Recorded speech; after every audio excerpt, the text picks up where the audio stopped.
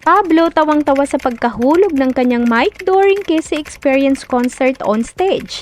Tila marami na naman nga ang hindi nakapansin sa cute moment na ito ni Pablo sa kanilang performance sa stage nang magya silang grupo sa concert ni Miss Kissy Tandingan. Sa video ng isang 18 pansin na dinaan na lamang ni Pinuno sa pagkaangas ang pagkahulog ng kanyang mic. Sa umpisa nga ng video pansin ang tudong energy ni Pablo sa pagpe-perform habang tumatabi ito kay Ken. Kaya naman tawang-tawa na lang itong pinulot agad ang kanyang mic sabay tumingin ito sa katabi niyang kaibigan.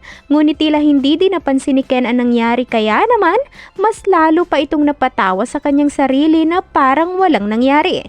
Narito ating panuurin.